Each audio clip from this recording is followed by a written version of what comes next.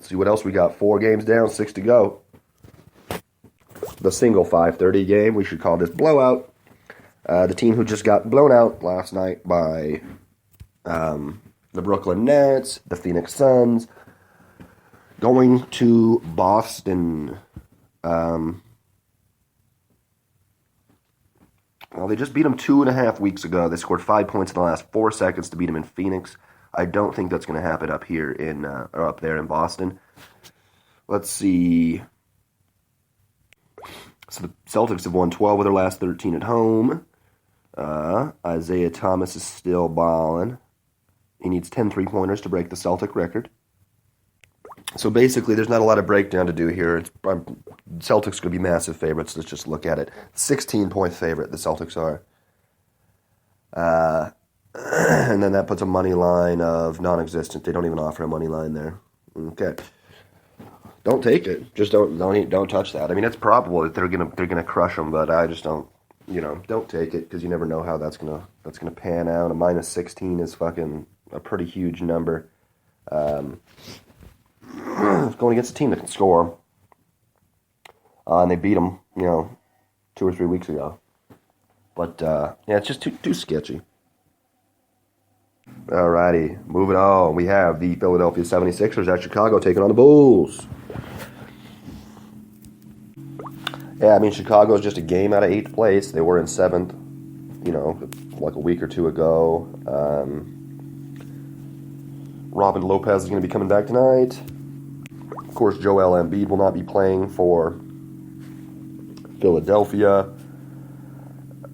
He's going to be out for the rest of the season. I think that's pretty much, we knew that was going to happen. Or not really, but I mean, I thought that we kind of knew that was going to happen.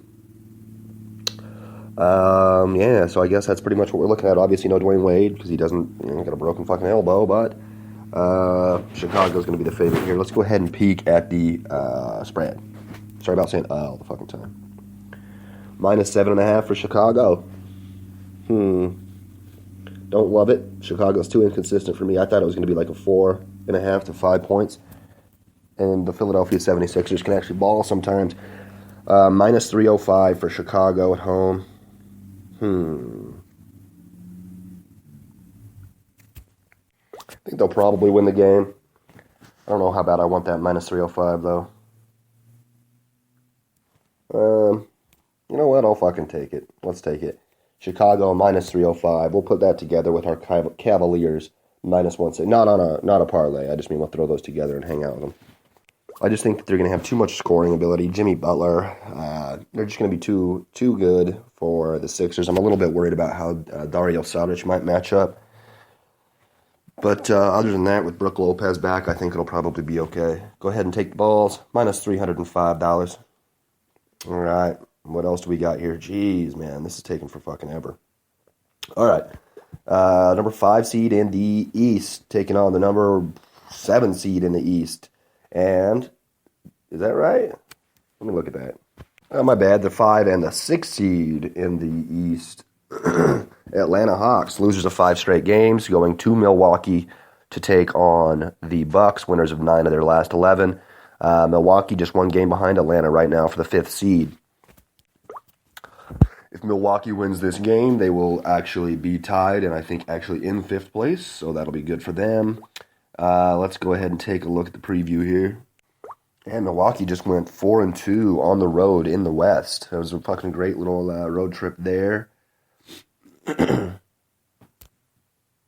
Hawks have lost 8 of their last 11 games overall. They're going to be without Paul Millsap and Kent Bazemore again, so that's not really surprising. It's obviously going to be a problem, but not super surprising. And basically, I mean, everything else is pretty much the same as you would expect it. We got no Jabari for Milwaukee, but let's take a peek at the spreads. Spread is, what? Okay, there we are. -6 for the Bucks. Don't like it. I figured that should be closer. The Bucks are definitely surging, and the Hawks are definitely playing like shit, but the Hawks have been the better team for the majority of the year, and I just don't really, I don't know. I'm too scared to take this pick. I say stay the fuck away from it on either side. You have no idea which Atlanta team could show up. And if a good Atlanta team shows up, they can definitely win the game. If a bad one shows up, they could lose by 25. So I'd say stay the fuck away from that game.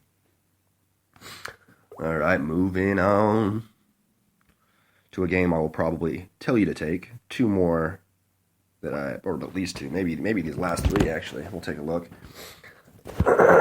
Excuse me. New Orleans Pelicans trying to make a late push to get into the playoffs. Going to Houston to take on James Harden, the number 2 MVP candidate, and the Houston Rockets.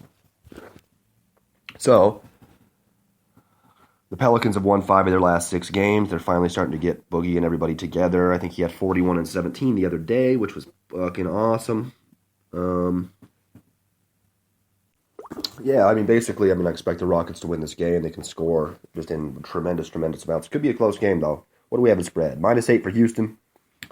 It's not bad. And the money line is going to look like -370. Holy shit, -370.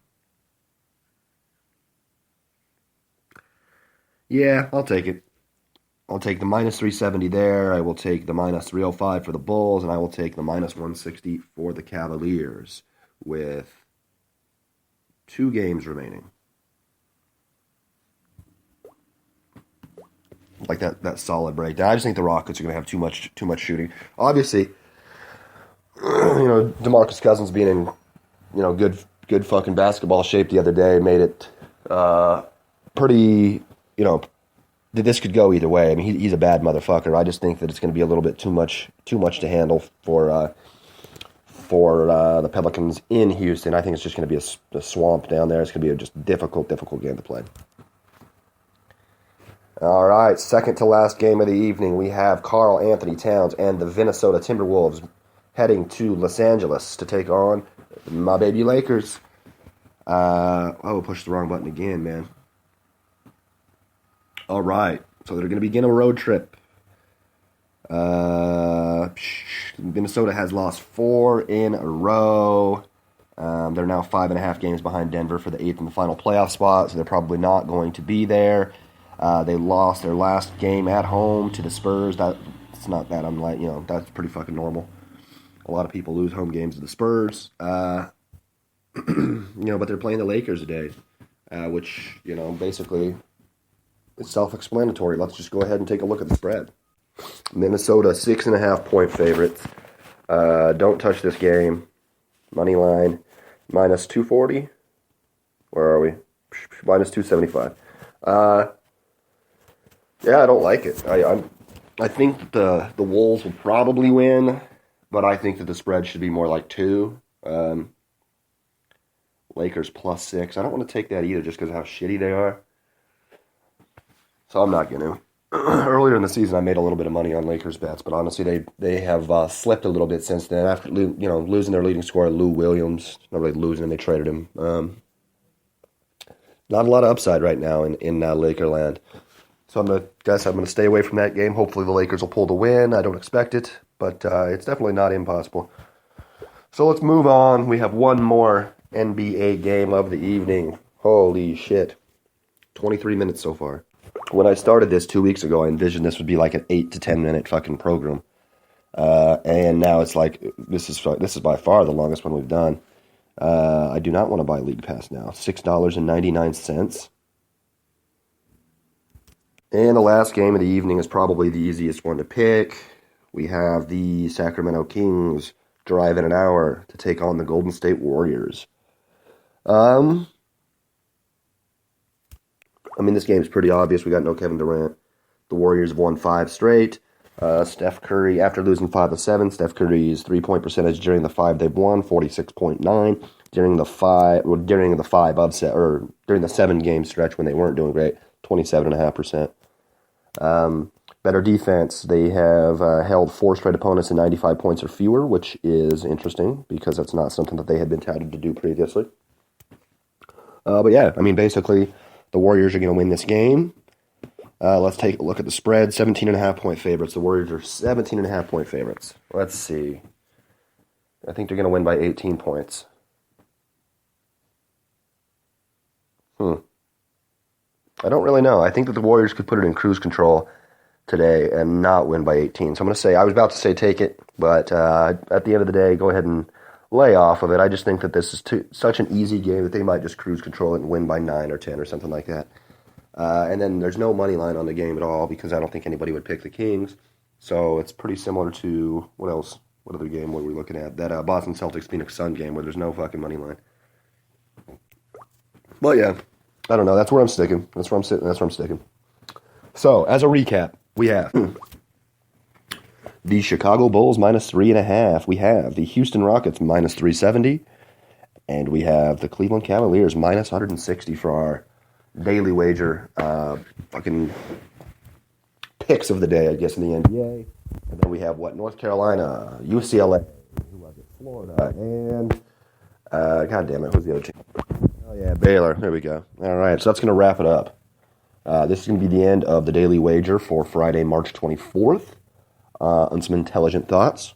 We're going to be doing 3 shows today. We got coming up next the Glory 39 breakdown. And then after that, we're going to do an NBA weekly, I believe, before I go to work. If not, I'm going to write, the majority of the stuff down. And we'll do it in the morning. But until I talk to you later, this is it. I love you.